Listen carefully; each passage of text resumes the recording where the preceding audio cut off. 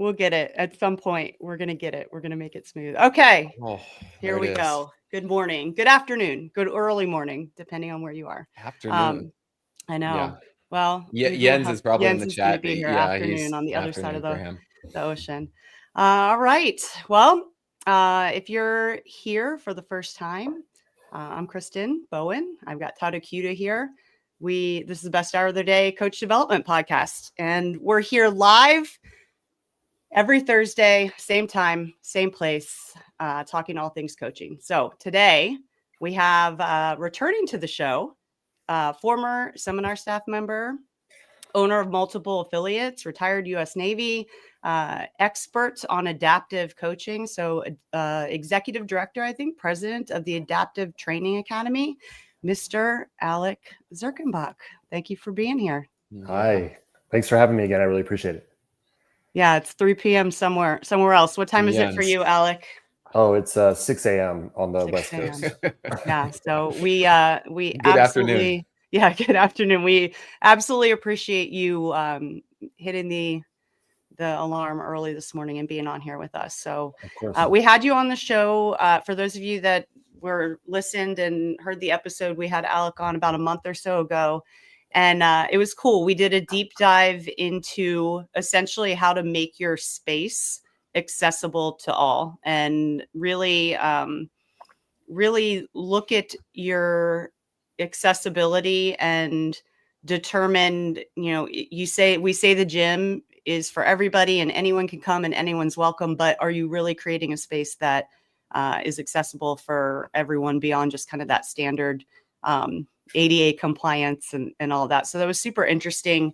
But today we are going to switch gears a bit and we're going to talk about the actual coaching of our adaptive athletes.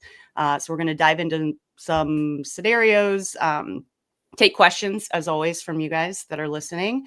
And yeah, so Alec, why don't you give us a rundown of kind of step one. We were talking a little bit about stimulus before we started the call, and just out of the gate, step one, we have to determine what the stimulus of the workout is, which ends up being a little bit different than how we typically would do that on an everyday basis. So can you walk us through that a little bit?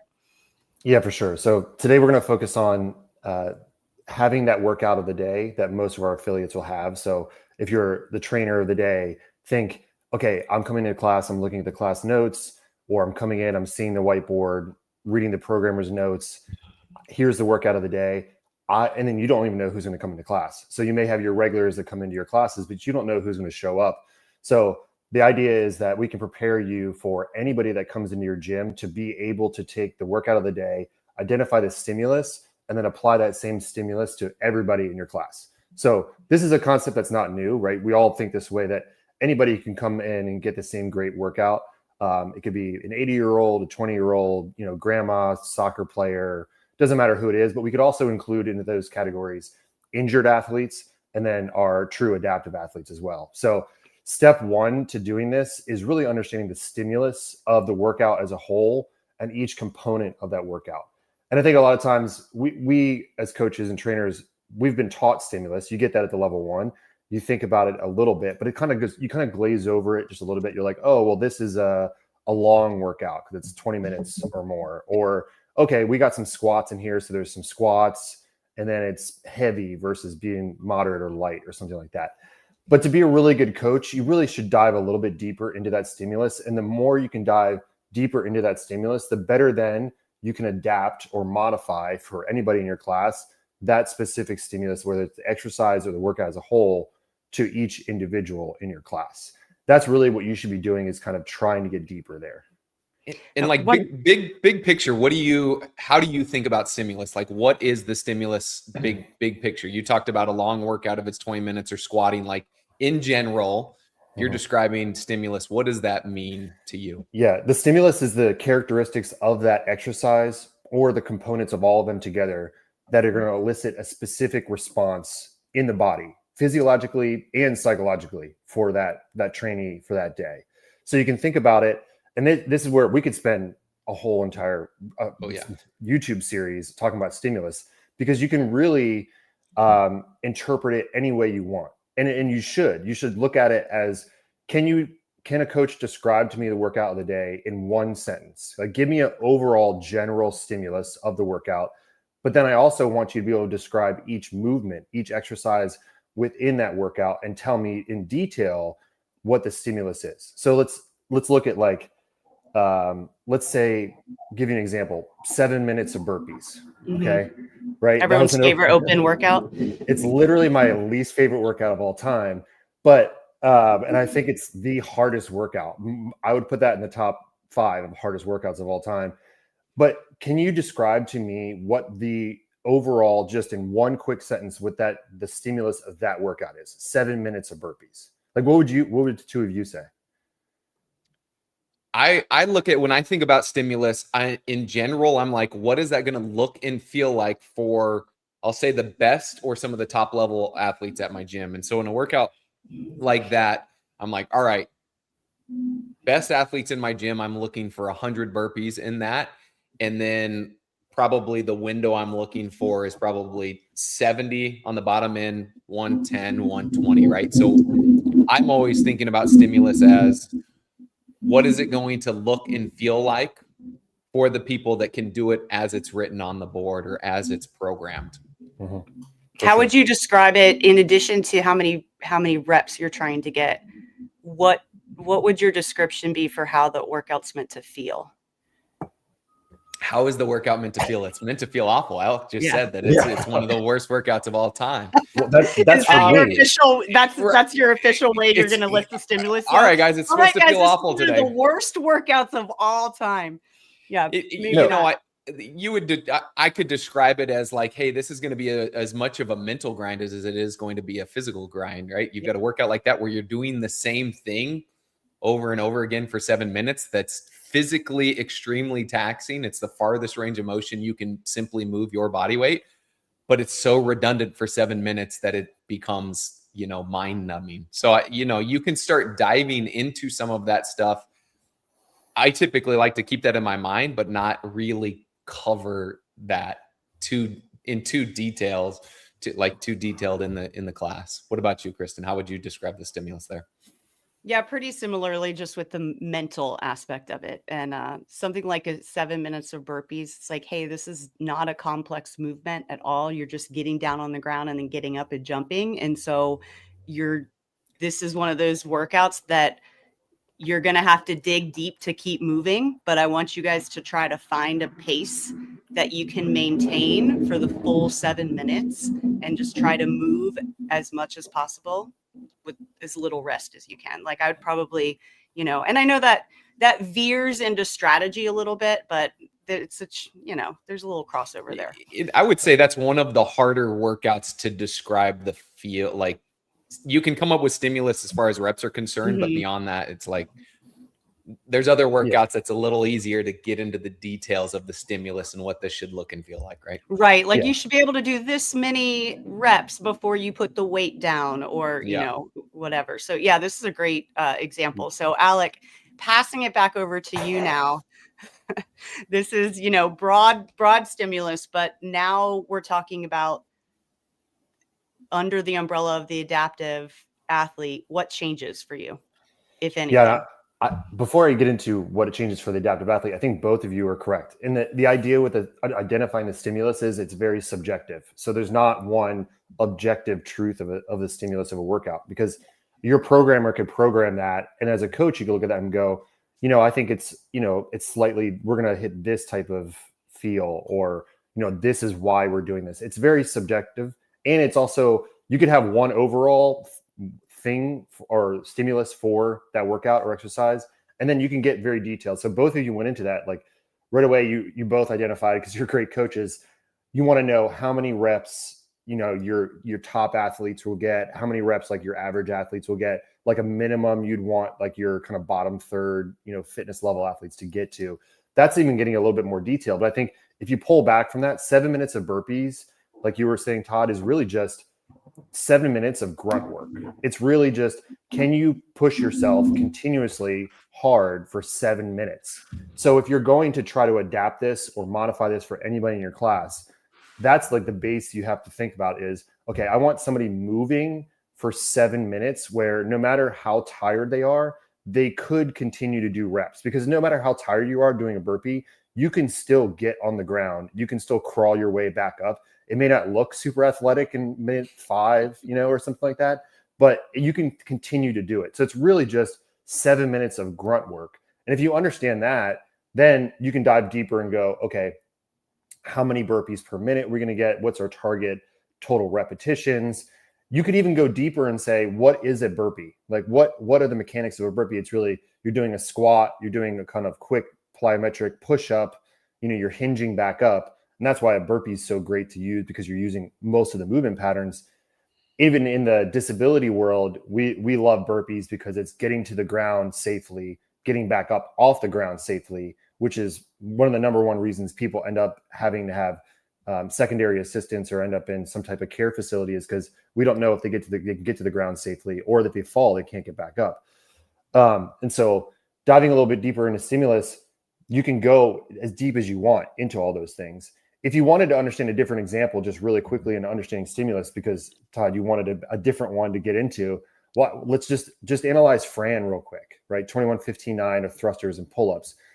I think everybody knows what that feels like. Again, Todd, you brought up too, there's a psychological tolerance, the challenge of psychological tolerance in those 7 minutes of burpees, different than in Fran, because in Fran, you're pushing to almost failure at every single part of that workout, every single set. And that's why the 21-15-9 is programmed to be that way. When you use the appropriate weight in the pull-up mechanics or pull-up modification, you should be able to go unbroken, right? Or near in two sets. To get through. I mean, right? just because of how much we've evolved as athletes. I don't know that was intended that way when it was first created, but yes, sure. Currently. But yes. So talking about the stimulus of Fran, what do you think that, just big picture, what is the general stimulus that you get out of Fran? I mean, it's probably similar to the 7 minutes of burpees, but would you describe it differently? See, once again, I always, when I'm thinking stimulus, and the way I want to describe it to my athletes is going to be, what does it look and feel like? And so, hey guys, I need this workout to be 8 minutes or less. And so how we're going to get there is roughly going to be a minute on each movement. And so I need roughly 2 sets for each set of thrusters, and probably no more than 3 sets for each set of burpee or set of pull-ups, excuse me. Mm-hmm. I don't typically, when I'm doing a whiteboard brief or diving into workout, start talking about too much of like what we're trying to accomplish as far as physiology is concerned. It's like, hey, what are we trying to accomplish here? It's like, I'm not saying people, and then I know that you're not asking for that, but just in general, it's like, I'm going to tell you how long I think this should be, and how do we get to that time frame by what the weight should feel like and how many sets we should do.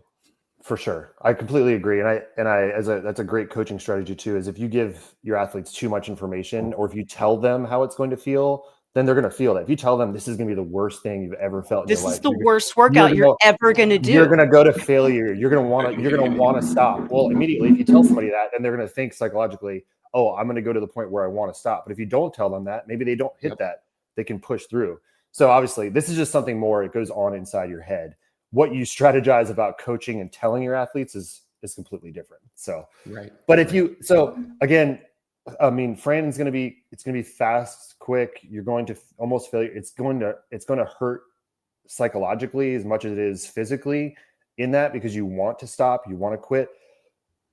Those are big picture things that you want to apply to your adaptive athletes too, to make sure when you choose movements, you choose weights, that's going to apply to everybody in your class too. But when you look at stimulus, you can change things, you can modify things each exercise. It'll make a huge difference, right? So if you take the barbell weight of 95 and 65 pounds for the thrusters, and all of a sudden you make that 135, 95, that changes the stimulus of the workout, right? Obviously. So that means if you keep the same rep scheme, you're going to be breaking more often. You're going to be taking more rest because it's heavier, theoretically. So the average person. Most of us, yeah. Yes. So the overall time span of the workout may extend as well. And it's going to elicit a slightly different stimulus because you are using different weights. Obviously, you could go the reverse side and say, let's do a barbell only Fran. I don't know if you've ever done this before, but I used to do these in Kuwait because we didn't have any bumper plates. We couldn't really steal a lot of plates. I could steal like a barbell sometimes. and I would do barbell only Fran. And I think it almost hurts my soul worse because I would say 75 pounds is the worst version, right? There is no reason why I may be a little bit away, just to the point where there's no reason for you ever to stop on the barbell. Is you're going even faster and you want to manipulate it faster even than gravity can pull you down. So that has a different stimulus too. You can just see each component. If you just change something about it, it'll change the stimulus of that exercise and the workout as a whole. You could change the barbell. I remember I did Fran at my level 1. It was in Switzerland at the time. I took leave to go to Switzerland. They didn't have barbells. They only had kettlebells. And I was quickly humbled because I'd never trained that way before. And I think I did the 44-pound kettlebells. Wait, you did double kettlebell thrusters? Yes. Yeah. That sounds so horrible. Yep, at my level 1. Yeah. And I was down for the count after that because I'd never done that before. I'd never done, something in each hand. I'd always done a connected barbell between the two. Sure. And obviously I wasn't prepared for that. That changes the stimulus of that exercise and workout. So you can understand, you can get deeper and deeper into stimulus. You can get it. If you can nerd out and go into, is it, eccentric or is it concentric? Is it isometric movement?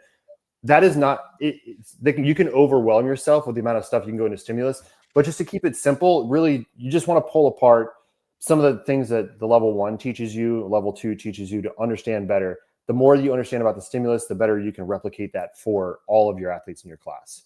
So yeah, I love that. And I would imagine that may be a step that people miss when it comes to what the best scales are that we can offer, because oftentimes people will go right to like, okay, what's the scale for this movement? And if you ask them, well, what's the stimulus? What are we trying to do? And really quick, Alec, I just want to have you give us an overview and understanding when we're talking about adaptive athletes versus injured athletes, or adaptive versus just typical scaling. Can you just revisit that? I know we talked about that on the last time you were here. Yeah, just understanding who adaptive athletes are. Yeah, just the difference between like, hey, you have an injured athlete versus you have an adaptive athlete, and how we're approaching it slightly different, right? Yeah, the big difference between somebody who has a permanent impairment versus an injury is with the injured athlete, you would expect them to regain most function. So typically you're just going to be training around that lack of function. So if somebody has a ACL injury, knee injury, ankle injury, well, they can become a seated athlete for the next, 2 months or whenever they're recovering. They can work on all kinds of upper body things. They can still train their other leg as much as they can. And you're going to just kind of work around that injury versus an adaptive athlete. We're trying to utilize as much of their body as all of the time. So you're trying to use as much as you can and train all of the body versus avoiding a side in an injury. Okay. You don't even need to know that as a coach necessarily. I mean, you should understand this to some degree, but the same ways you can adapt for adaptive athletes, you can make modifications for anybody in your gym, whether injured or you just need to make modifications in general. Okay. And so the way we go about doing that and what we teach from Adaptive Training Academy is we have these mental frameworks that help you adapt. They help you go down a path of, how do I want to think about this movement and how can I then change or alter an exercise to replicate that stimulus? And so there's 4 adapting methods. There's movement pattern, which you identify the main movement pattern that you're using and try to replicate that as much as possible just by altering some part of the equipment or setup, whatever you can do for the exercise. It's what everybody does all the time. And if you're watching this, they're on the screen now, but we'll talk through them too. The 4 are movement pattern, task accomplishment, functional movement themes, and specific stimulus. For that first one, for movement pattern, all the CrossFit trainers are going to be aware of this because this is what you do for scaling. All you do is identify, okay, this movement is a pull-up. A pull-up is an upper body pulling movement. I want to keep it an upper body pulling movement. Let's just find some way for everybody in class to do an upper body pulling movement. So somebody who's new to your gym, they can't do a single strict pull-up. You're not going to kick them out when Fran comes in and you have 21, 15, 9 pull-ups. Right? They're going to do something in your gym. They're going to do some modification of, kneeling pull-ups, some type of band assist pull-up, jumping pull-up, any way they can still do which a upper body pull. So you're keeping it an upper body pull. It's that simple. It's what you do for scaling all the time. you can use that same method for adaptive athletes.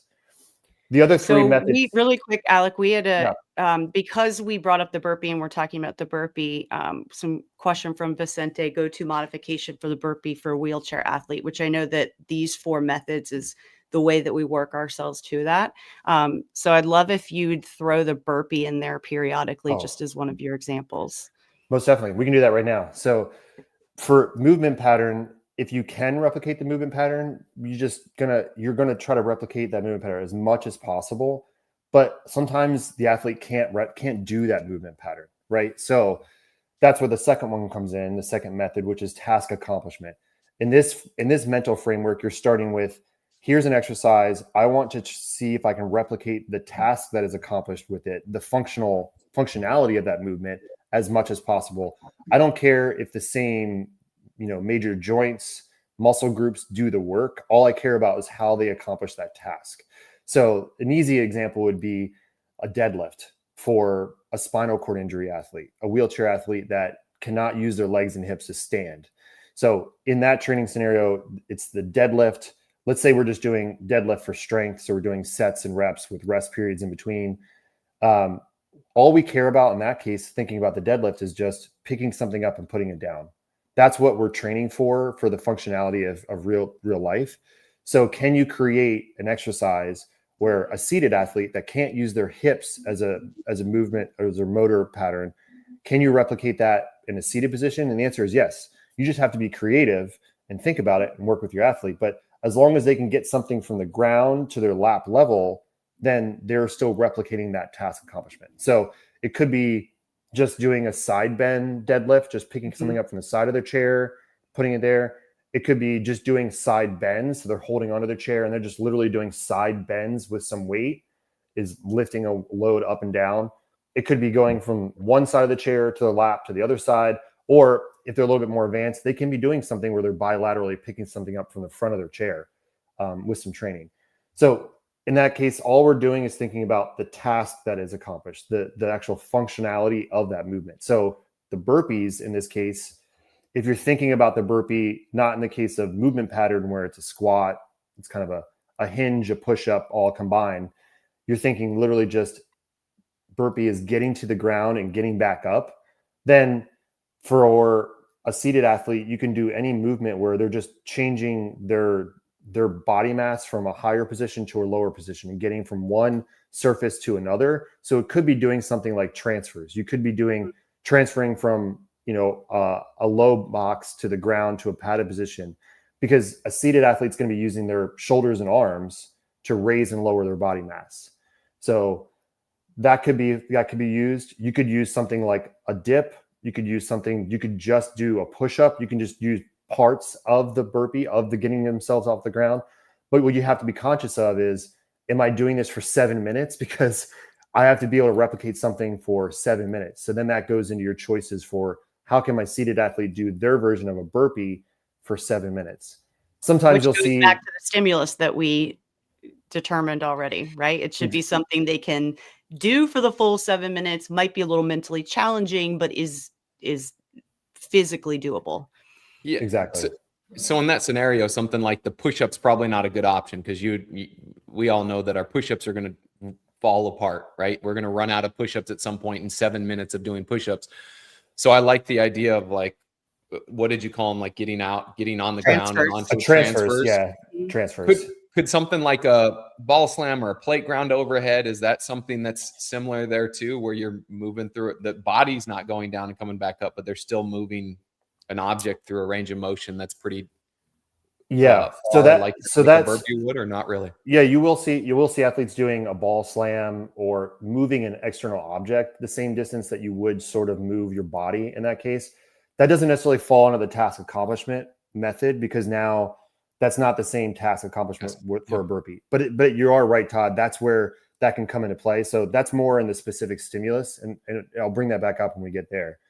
Let me talk. So for just a review for task accomplishment, as a coach, all you're thinking about is, does this have some type of functionality in the real world? It doesn't have to be like, I'm carrying groceries, so therefore I have to carry kettlebells, like an exact one-to-one. But does it have some type of replication to activities of daily living, things you do in the real world, then just think about that movement that way and try to alter it for your adaptive athletes that way. I think most coaches, everybody would be a little bit more fit, probably move more safely if we thought about more task accomplishment than pure just movement pattern or these other things, and especially for your adaptive athletes. The third method is functional movement themes. This one's a little bit more into the theory, but it really helps you kind of catch all, because as much as we like to say that everything we do in the CrossFit gym is functional, not saying it's not functional, it doesn't have some type of carryover, but there are specific movements we do that you don't regularly see all the time in the real world. So something like an overhead squat. If we were to try to apply an overhead squat to a seated athlete with a spinal cord injury, if we go back through our methods, first we start with the movement pattern. It's a squat. You're holding something overhead while you squat, but that athlete's not going to be able to hold something overhead. They're not going to be able to squat because they can't stand and use their legs and hips. Task accomplishment. There's not really a one-to-one task accomplishment for an overhead squat. Like it's holding something while you're squatting. You can look at it that way. That's fine. But functional movement themes are there so they can help you find some way to adapt that movement. So the main functional movement themes you would learn in your level 1, level 2 is midline stability, core to extremity movement pattern, using an active shoulder, primarily using posterior chain engagement, and then moving about a full range of motion for that joint. So if you use those main 5, and if you have more that you want to use, like moving in the frontal plane or bar path, things like that, you can apply those too. That's perfectly fine. But if you use this method, let's say overhead squats for a seated athlete with a spinal cord injury, how would you adapt an overhead squat for a spinal cord injury athlete? And I'll give you an example, a real world, use the workout Nancy. So say 5 rounds, you're going to do 15 overhead squats and you run 400 meters. Think about if you had a spinal cord injury or anybody who doesn't have the full use of their legs and hips, that one is going to have difficulty running, 2 is going to need to adapt that overhead squat. So again, you're like, oh, well, how do I even think about adapting this? Well, use this functional movement themes framework. You say, what 1 or 2 functional movement themes are being challenged in the overhead squat? So what do you guys think for overhead squat? What is most being challenged in the overhead squat from those functional movement themes? Midline stability, active shoulder are the 2. Exactly. Yeah. That's what I would agree 100%. Now it's very subjective, so you could say like something else, right? Whatever you want. But in the overhead squat, in that workout specifically, when you're doing 5 rounds, you're doing 15 overhead squats, and you're doing a moderate load, so you should be able to do those almost unbroken or in 2 sets. Then the challenge is holding the load overhead. Like typically, your legs aren't going to give out. Yes, you're running, and they will fatigue. But it's the midline stability because you're holding something overhead, and it's the active shoulder of holding something overhead while you're squatting. That's really the challenge and the stimulus of that exercise in that workout. So knowing that, now we can adapt and create a new exercise for any of our athletes. But for that wheelchair user, how could we create an active shoulder and midline stability challenge that will replicate the overhead squat in that class? We'll do a little bit deeper dive and understand how long will that overhead squat take somebody to do each round. They're probably working for about 30 seconds, but there's maybe you could say 30 to 45 seconds worth of effort. So can you create a new exercise that takes about 30 to 45 seconds, challenging midline stability and active shoulder? The answer is yes. You can just be as creative as you want, for sure. But you could just simply holding a barbell in their wheelchair overhead for 45 seconds. As boring as that sounds, it will replicate the same stimulus that everybody else is getting in the class. Now they're not squatting, but they don't have the ability to do the squat function. So maybe we're just focusing on the active shoulder midline stability. You can get as creative as you want and just come up with all kinds of challenges that could replicate that. Right. And even though they're not squatting, we've already talked about that's okay because those aren't the main movement themes that particular piece of the workout is going for. Yeah, go ahead. I really like that too, because it allows the variety I think necessary. I think it's really easy to look at, especially if you've got a seated athlete.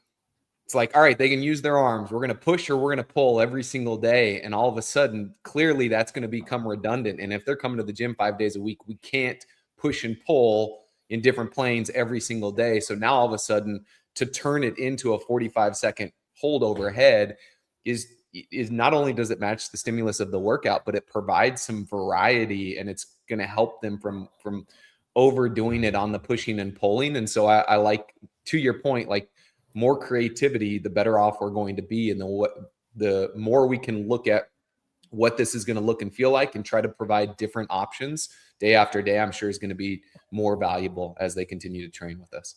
And static holds, even though, like you said, Alex, it's like not the most exciting thing, they're really hard. Like I would rather do 15 overhead squats than hold it for 45 seconds. So there's some value there for sure. It's gonna stabilize and work on the things necessary so they can push and pull a whole bunch, which they're going to do anyways, right? So this is like essentially the accessory work that's needed for them to stay functional and not get overtrained anyways. It's such a good fit. And you also need to be aware, those are all great points. Be aware that in that workout, when you're running and doing overhead squats, you can adapt the overhead squat part, and you could come up with a great either scale or modification or adaptation, but you also have to consider that they're running too. So you can't just do it in isolation and not think about the other elements of that workout. So that seated athlete is going to have to run as well. So if they can't run, they're going to have to use their arms to do some type of 90 seconds to 2 minutes of some type of conditioning. I mean, this is where now, if you wanted to pick apart the run, like where does the run fall in for that seated athlete, right? The movement pattern would be, doing a run movement pattern, we call locomotion, getting your body across space. So you could say, hey, I just want to know that they can push their wheelchair a certain distance in 90-ish seconds. That's fine, but it may not be the best for your gym setting and maybe snowing outside. You don't know. Task accomplishment is just getting your body across space. But you also could think, okay, fatigue wise, I don't want to do something where the overhead squat adaptation is going to fatigue them so much that now they don't have a chance to do the run and hit that same stimulus. Because for a standing able-bodied athlete, the nice part of this couplet is you have the squat, which is mainly a shoulder midline stability test. And then you go into the run, which is you kind of get a reprieve from your shoulders and arms, and you can just run. I know when I do that workout, like later in the rounds, I'm like shaking my arms out as I run because I'm trying to loosen them up and get some blood flow and get ready to do that active shoulder challenge again. You have to consider that when you're thinking about your seated athlete for sure. And Todd, you put up a great point, which is the number one thing we teach for adaptive trainers for their adaptive athletes is to keep them safe, is to think about not doing some type of overtraining where it's the same replicated movement pattern day and day. The real challenge and the safety issue for seated athletes is that if you program for a week of standing able-bodied athletes and you adapt it for a seated athlete, inevitably it's going to become going from, an upper body standing athlete's going to have some leg function day, some hip function day, and that's all going to be changed to arms and shoulders for your seated athlete. So there is a potential danger of having too many replicated movement patterns for your seated athlete because it wasn't programmed that way from your programmer to have that stimulus. But when you adapt, and if you just look in that single day, like it may be great. But if you look like, oh, yesterday we did a ton of dips, and like today the adaptation may be dips, but we just did that yesterday, or we just did a ton of push-ups, and it's like, yeah. You have to be really creative for your seated athletes, the ones that have less function of, let's say, lower extremities for sure. So now the last method that you have up here is the specific stimulus. So how does that wrap everything up? This is sort of a catch-all where sometimes you can put an exercise through these other frameworks, the movement pattern, or it doesn't have a great task accomplishment associated with it, or even the functional movement themes aren't specifically like highlighted. You're like, I can't, it's not a great way to think about this. So the specific stimulus, if you're not seeing this on the screen, is the 10 general physical skills. That's what's listed, along with 3 extra ones that we've added that we think are highly trained in a lot of different exercises and workouts. Those 3 extra at the bottom are task accomplishment. And that's just specifically being able to understand that there is a step-by-step process of how to do an exercise and a movement. So we take for granted a lot of our able-bodied athletes are, it's a complicated process to do a deadlift, even to know where to put your feet, know where to put your hands are on the barbell, how to arrange your body, what sequence you move your body to be able to do that. That's a lot of work, cognitive work and physical work. So that's what task accomplishment is. Psychological tolerance, we understand what that is. And then psychosocial skills is on that list as well, which is just being in an environment with other people, other stimulus. And that's there because that's mainly for our athletes that have some type of overstimulus. So all athletes with autism or some type of other cognition or intellectual disability. Sometimes the benefit of the workout is really just being in a space with other people, taking directions from somebody who's not their primary caretaker or somebody they're not used to all the time.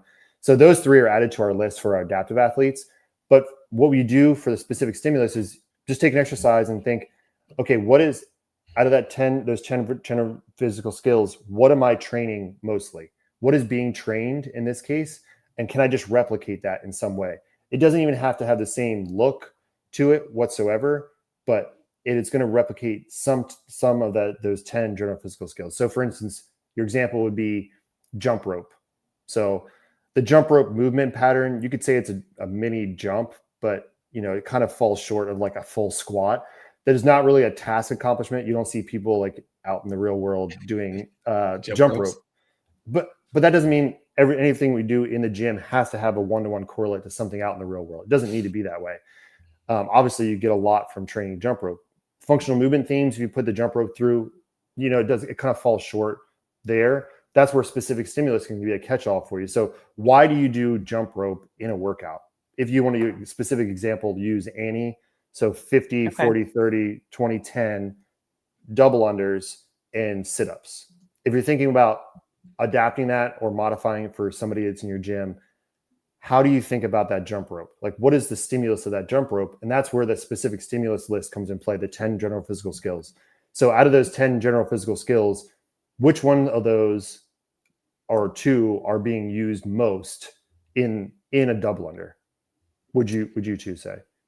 Obviously, there's no wrong answer here, but there's some that lean more towards there's some coordination, accuracy, and then I would say in cardiorespiratory endurance. Yeah. I mean, nowadays the 50, 40, 30, 20, 10 is such a small number. It doesn't have the same amount of endurance impact that it did, 15 years ago, but yeah. Sure. Okay, we'll double it. Let's just say you double those reps. It doesn't matter what it is. Right. I think you hit on the right thing. So if you look at the jump rope, you always have some cardiovascular endurance, and that's your oxygen systems, your stamina, your energy systems going. So that's really the challenge, is that the high level of that, but you mix that with a high level of coordination. So the challenge of the jump rope is you're fatiguing yourself, you're breathing heavy, but you're also having to cognitively do something with coordination while you do that exercise. So using that framework, can you create a new exercise with that stimulus for any athlete in your gym? The answer is yes. You just have to be creative about it. So for an athlete like a wheelchair user that's not going to be doing a standing jump rope, can you find some way to challenge their endurance, stamina, and some type of coordination if you wanted to hit that? Yeah, yes, for sure. You could. There's all kinds of things, different ways you could do that. Even just doing a ski erg where you're doing a different movement pattern and maybe not bilateral ski, maybe you're doing individual sides. It's a slight difference in coordination. It's not a high level like you get with jump rope, but at least it's something different.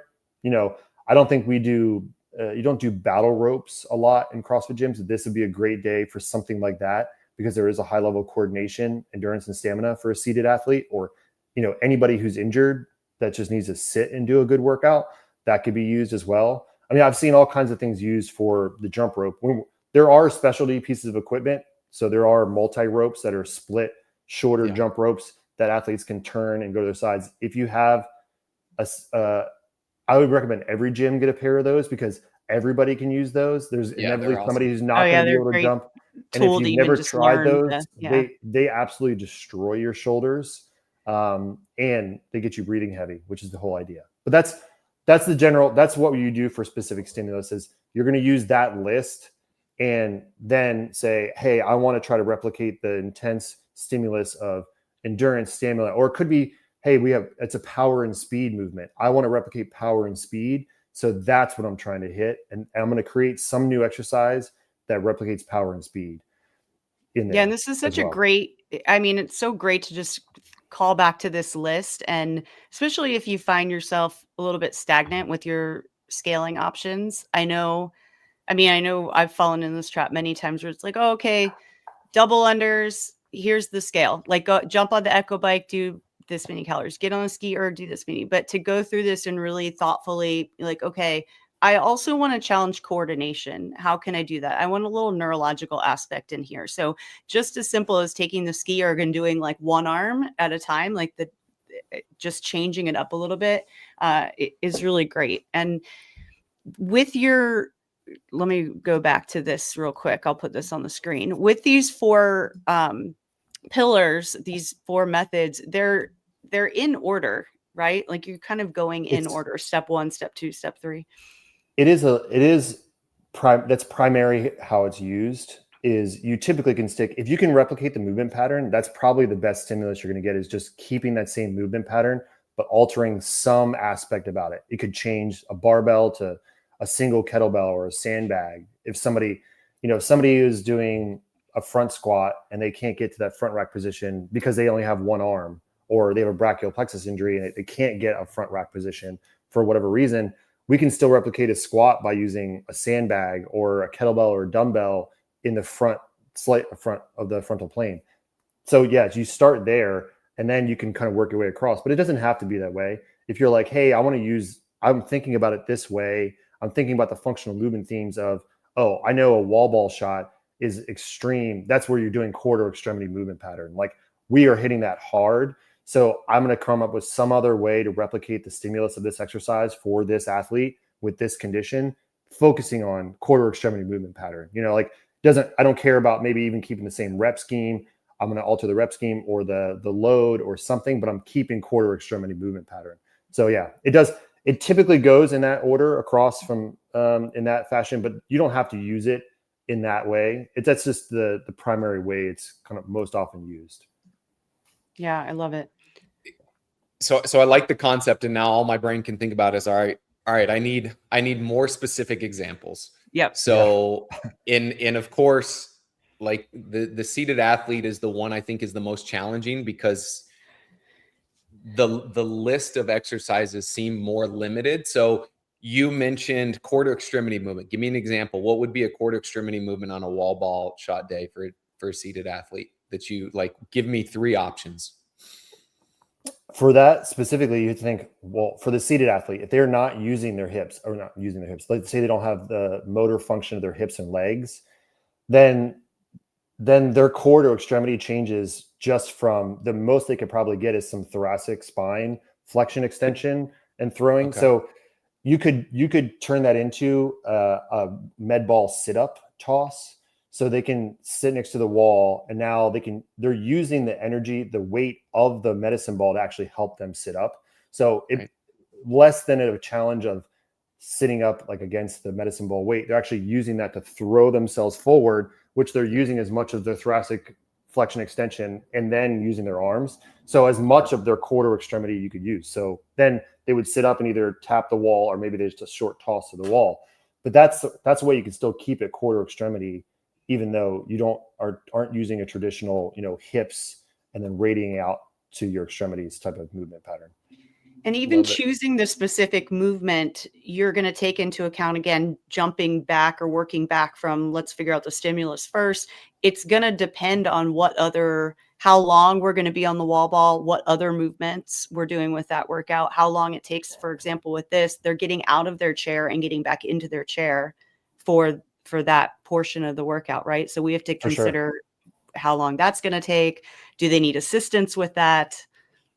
You can go on forever about thinking it through. And I don't want to scare off coaches and think, oh my gosh, I won't be able to do this. I can say that if you are already coaching people in your gym and you're a thoughtful coach, especially if you're watching this, if you're in the best hour of the day program, just trying to get better, you're going to be able to work with people with disabilities. You're going to be able to work with everybody because you're thoughtful. You're thinking about it. That's all it takes, is just being thoughtful about it and asking questions and figuring it out. So everybody can do this.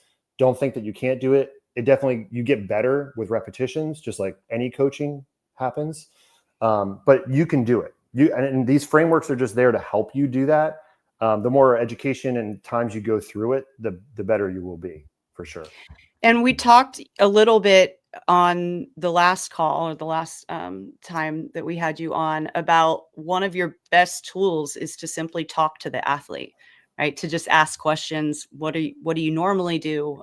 What are you comfortable with? That's right. You could come up with, just with anybody, you could come up with a great modification for everybody in your class, or even as a programmer, you come up with a great workout and it may completely miss. So the first thing you should do is talk to your athlete and see, do they have something that they regularly do when wall ball shots come into play? Or do they have something that they go to or typically do for an overhead squat? That may give you the starting point where they say, okay, for overhead squat, every time we do overhead squat, I'm a wheelchair user. I just sit in my wheelchair and I hold a barbell overhead. And you're like, okay, that's good. But can we add some variety to this? So yeah, maybe we, instead of just holding overhead, we have some kettlebells with bands attached to them. So it's even more unstable and it applies more midline stability and active shoulder demand. Or, you can use that as a starting point. So yes, please talk to your athletes and ask them, have you done this before? What do you feel comfortable doing? And then say, hey, here's what I'm thinking. This is what it'll feel like in the workout. Do you think you can get that many reps? Or what? Like, oh, okay, yeah. It's the same thing you would do for anybody else. You just have to be a little bit more thoughtful, because that adaptive athlete is going to have some underlying health condition that may alter their abilities or may change the way that stimulus is applied to them. And I think there's another aspect to, Todd, you said, most of the examples we use are spinal cord injury, somebody where they're not using the motor function of the legs and hips, because it's a very obvious example. But there are other ways to think about this too, in that, let's say you're doing the 150 wall balls for time. So, which is my favorite workout. Is it? Oh my gosh, yeah, it is. That is the complete opposite for me. I don't mind that workout. I'd rather do that than 7 minutes of burpees. Yeah, so I'm with you on that, Alec. I'm a slightly taller athlete, which doesn't help with the squat aspect, but that target's a lot closer. Yeah. A lot closer thanks. But let's say you're doing 150 wall ball shots per time, and your athlete is an upper extremity athlete where they don't have the functionality of both their arms to throw that ball, or they don't have the stability to be able to hold a medicine ball, toss it, and catch it. So in that case, it may be as simple as bringing that down to something like a thruster, and they're just using a single implement like a kettlebell or a dumbbell, and they're doing those repetitions, and they're going to finish sooner because there's not the aspect of throwing something, waiting for it, catching it, and going down. But what you have to think about then is, okay, I've challenged only one side of their body as far as their pressing. And let's say they're above elbow athletes, so they couldn't use that arm. They didn't use any of their one shoulder, all the whole side for stability. So this is when you have to use some type of accessory movement or after workout. Because if you're thinking about the stimulus of 150 wall ball shots is high intensity, you're pushing yourself. It's a lot of psychological tolerance. You're going as much as you can. After the workout, you have to work on that either underutilized side or untrained side of the body to get some type of that replicated stimulus. So I'm not saying afterwards that athlete's going to take, let's say, a band to their shoulder and doing pressing with the band underneath their foot. They're not going to do maybe 150 reps at that same intensity, but they're going to do some type of work on that shoulder, on the underutilized and untrained side, to keep the training stimulus as symmetrical as possible for that athlete. So there's some deeper thought to it as well. Would you ever incorporate that into the workout? You could. I mean, obviously the answer is you could.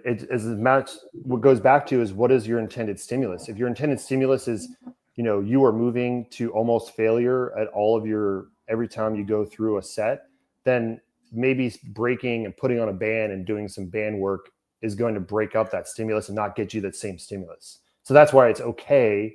I think sometimes CrossFit trainers are a little bit fearful to do supplemental, accessory work and not get it into the main meat and potatoes of the workout. But for adaptive athletes, doing some accessory work and some work after the high intensity part is vital to make sure we can still train all the parts of the athlete, be symmetrical, and not go a day where I've only used my right arm for 3 days straight. I did nothing on this side because everything was so high intensity. That's when you have to hit some supplemental accessory work. I guess I was thinking just along the lines of, if their workout's going to take them half the time as the rest of the class. Well, Like, that's is what, there a way? Yeah. yeah, Oh, you're for sure. saying it's gonna be shorter, right? Because they don't have to throw the ball, and so maybe it even turns into 100 reps of each, and it probably hits the stimulus of the time frame being similar, of like 100 on one side, and then you transition and grab the band and do it on the other side and do 100 reps of that. And like, to your point, just that awareness and being like, all right, I need to add this to the equation. So do we do that in accessory afterwards if we have time? Or do I figure out how to mix it in, but do it in a way to where we still maintain what we want to accomplish in the stimulus? So creativity and thinking through this stuff is always going to be our friend. And more importantly, the preparation. Like, we talk about doing your lesson plan, and it's not just for the timestamps of how long each section is going to take and what you're going to do, but it's like, hey, thinking through, how do we scale this workout, not only for our athletes that are able-bodied, that we still need to scale load or reps or any of that kind of stuff, but to your point, you never know who you're going to train on a given day. So somebody walks in or rolls in or shows up that you didn't expect.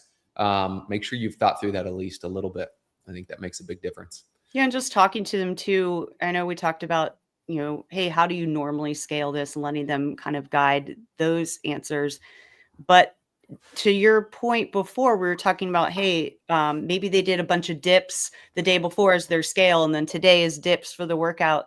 I would imagine, like, my go-to, and tell me if there's a better way to do this, is just like, hey, I know you did dips yesterday, we've got some more shoulder, how are you feeling? Like tell me about, are you sore? What's going on? How's everything feeling? And then having that help guide perhaps what I'm going to offer to them, or what I'm going to help figure out, so that we're not overusing certain body parts, creating injuries unnecessarily. What are your thoughts on that, Alec? Just as far as, like, I have a plan, it's a lot of redundancy from what happened the day before. Am I going to let them guide a little bit of what we're going to end up doing based on how they feel? I think the best thing any trainer can do is empower their adaptive athletes in their gym, because you don't want the adaptive athlete to be stuck with one coach, and like, your one coach is the only coach that knows how to work with that athlete, and they can only go at that one time. You want to empower your adaptive athletes so they understand as much of, you want to let them into your head, understand what you're thinking, so that they already have some ways they can do movements. So if your adaptive athlete comes into the gym and they already know, hey, when there's pull-ups, I'm an upper extremity athlete and I can't do bilateral pull-ups, but when I see pull-ups in a workout, I have 3 go-tos that I can choose from. And maybe this one style is better than another style, depending on if it's high rep or low rep, or what the stimulus may be in the workout. So the more that you can talk to your athletes and give them the tools to understand what they're going to do, then even better. Because if Kristin, if you have an athlete that you've trained, you've taken through foundations, you understand how they move and their condition, but then they want to go to an evening class and you only coach morning classes, you want to give them as much tools as possible so that they can start working with those evening coaches and go through it. So the more empowerment you give the athlete, the better. And as coaches, use those mental frameworks, those adapting methods, because it's really easy to start just thinking, oh my gosh, I don't even know what to do. Just go back to those frameworks and think, can I replicate the movement pattern? Can I replicate the specific task accomplished? Is it just picking something up and putting it down? Is it putting something over my head? Then you go into the functional movement themes of the movement. Can I pick something out of there? If not, then is there something from the general physical skills? What are the aspects of that are being utilized, and pull those out? That's how you use that. So you're not just kind of like pulling stuff out of the air and you get lost not knowing what to do. Yeah, I love it. The frameworks are super helpful for sure. Just to give a little bit of guide there. And tell us a little bit about, I know you have a ton of courses with the Adaptive Fitness or the Adaptive Training Academy, excuse me. Tell us a little bit about what people can learn from you guys and what you're offering. So with our Adaptive Inclusive Trainer course, we created this course back in 2017, and it was the original CrossFit specialty course, adaptive training. So we really does have the bones, and it still does, of functional movements, and it really does come from the CrossFit world originally. But what you will learn is what we talked about today. We'll just go into greater detail, and we'll actually use more examples. We'll give you more examples, more athletes to go through and work through in that case. to make sure you can really understand how to use those mental frameworks for adapting. But it covers all your athlete spectrum. So we're not just talking about physiological impairments, but also cognitive, intellectual disabilities. Because one aspect of that list, the 10 general physical skills that we added, were the psychosocial skills. And sometimes if you have an athlete that has difficulty being in a very stimulus-rich environment, sometimes it's just the stimulus of that workout for the day may just be being in that environment. I don't really care as much about them hitting the reps they needed to hit or whatever it is. It's just being in that environment and being able to tolerate that's the stimulus of the day. And that could be it. So, yeah. Yeah. Go ahead. I know we're getting close to time, but I think the other workout that we use a lot because it's so extreme as an example for adapting, because then it starts to like blow your mind, is Murph. Because, right, so if you start thinking about Murph, which is a mile run, 100 pull-ups, 200 push-ups, 300 air squats, a mile run, and you start to apply some athlete examples, some avatars of athletes would be, again, your spinal cord injury wheelchair user. Think about that, because now they're doing a mile potentially in their wheelchair. They got to do 100 pull-ups. They're maybe not using any of the kipping action or as much of the kipping action. They then have 200 push-ups and then 300 squats. So this is a good example where if you isolate each exercise and you adapt each exercise in isolation, it's not going to work out. Because if you say, what is a standing able-bodied athlete is going to have some reprieve from upper body to lower body in that meet in the middle of those exercises, 100 pull-ups, 200 push-ups, 300 air squats. But an athlete who doesn't have the use of their hips and legs is only using their arms and shoulders. So you have to be really thoughtful in adapting those exercises. And this is where you have to be really creative, because you could adapt the pull-ups for sure. You could figure out they could do probably less repetitions, or if they're really conditioned, they could do 100 pull-ups. They can maybe do the 200 push-ups, but they're not going to be able to do something that replicates 300 air squats. Like an air squat, if you go back to the frameworks, a squat is, you're just moving your body mass up and down. That's a task accomplishment with it. So can you replicate that? The best correlate would be dips, because that's moving your body mass up and down a long distance. But you're not going to do 100 pull-ups, 200 push-ups, and 300 dips. Come on, let's go. Good luck. So I see for the spinal cord injury athlete, the wheelchair users, for the squats, you usually get really creative. Like I know, I think Kevin's version is doing something like a med ball twist. Okay. And people can get very creative and doing something different in that 300, because it's 300 first off. Right. And so you have to be creative and not put them in jeopardy. But I bring up this workout too, just to highlight that an aspect of Murph, typically that workout is done, in celebration. It's done with your entire gym environment. All of your community is doing it together. So where an athlete, maybe they don't typically do a mile push in their wheelchair because maybe your outside conditions aren't the best. There's screws and glass and uneven surfaces out in the real world that a wheelchair may have to, go up against. This is a time when, and you may typically put them on, arms only air bike or a ski or some other version of conditioning to replicate that stimulus. But in this case, you have everybody going out the gym door, 3, 2, 1, go, everybody goes together. This is a time when your seated athlete and a wheelchair user may actually go push a distance with everybody, because the community aspect is so much a part of that stimulus of the day. And you have to try to replicate that. So there's other times when you're thinking, okay, I want them to be a part of the class. I want them to be a part of the community. I'm going to make sure that is part of the stimulus. Being together and doing this work together is a highlight of that stimulus. I love that. Even being mindful, I think we talked a little bit about this last time, but being mindful of where you place the equipment. If they're going to do a row or if they're going to do a ski, we move the equipment over by the entranceway and they're right there with everybody, or just all the different tiny things that maybe we don't think of off the top of our head, but can ultimately be pretty impactful with what the overall vibe of the workout is that we want to see. Yeah, for sure. Yeah. All right. Well, that was awesome, Alec. Thank you so much for being here.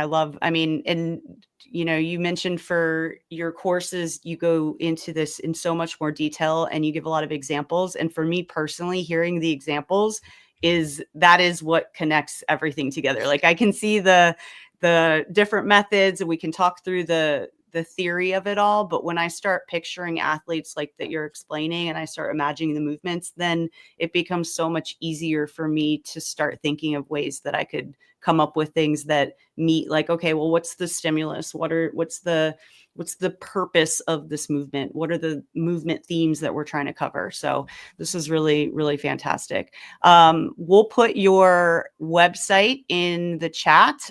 So where else can everybody find you to find out more about all this? Yeah, we're really active on Instagram. Our handle is Adaptive Training. Go follow there so you can follow along and see other athlete examples, other coaching examples.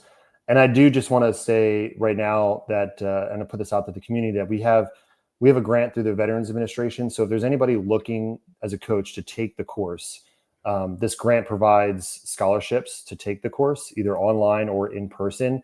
That grant window is only open until the end of March. So if you go to the website, there's a tab for grants. You can apply for a scholarship.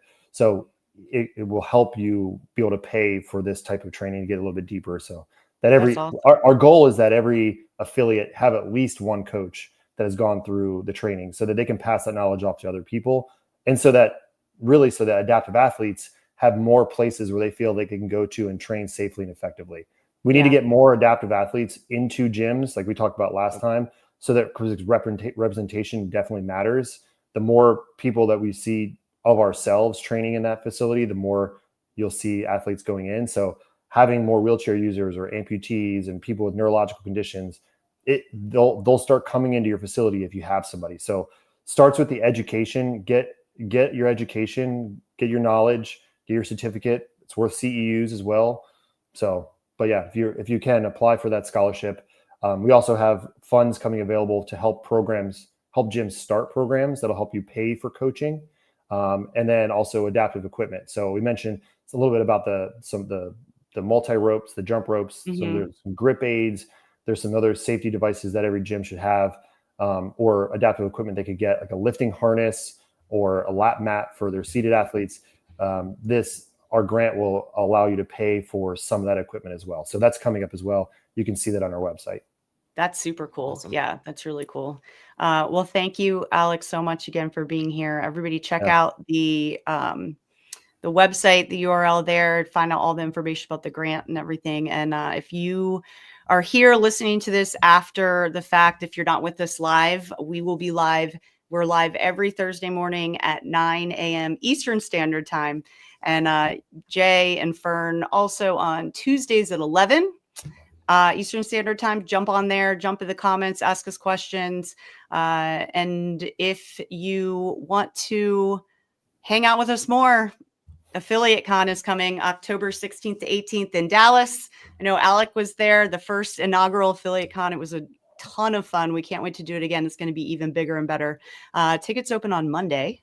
So put something, put a little alert on your calendar there. And besthouroftheirday.com if you are interested in joining us even more, jumping on some coaching calls with us, getting reviews of your coaching. Go to besthouroftheirday.com. We've got a 14-day free trial for the Knowledge Pro. So jump it there, see what you think, and just keep getting better. So we'll see you next week, same time, same place. Thanks, Todd. Thanks, Alec. Yep. Thanks, Alec. Thanks, guys. Thank you for checking out this episode of the Best Hour of Their Day podcast. Now, if you're a coach who wants to coach more effectively, impact your members, and advance your career, then the Knowledge Pro is the next step. Inside, you'll get hundreds of coaching videos, weekly calls with level 4 coaches, and direct feedback on your coaching. From homework reviews to full class breakdowns, we do it all. This is the best way to grow as a coach and take your skills to the next level. Now you can join the Knowledge Pro at besthouroftheirday.com/the-knowledge. And don't forget to subscribe to the podcast on Spotify, YouTube, or wherever you listen. Now keep coaching, keep improving, and we'll see you next time.